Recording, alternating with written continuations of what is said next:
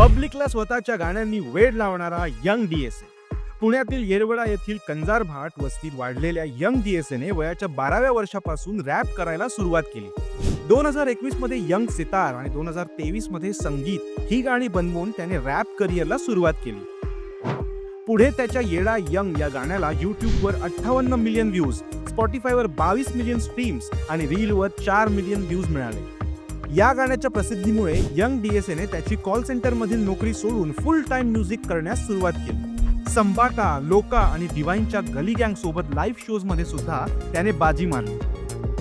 Marathi rap लवकरच आंतरराष्ट्रीय पातळीवर पोहोचेल अशी आशा त्याने व्यक्त केली आहे. असा मराठी रॅप सीनचा बुलंद आवाज यंग डीएसए आहे, आपला मराठी कलाकार.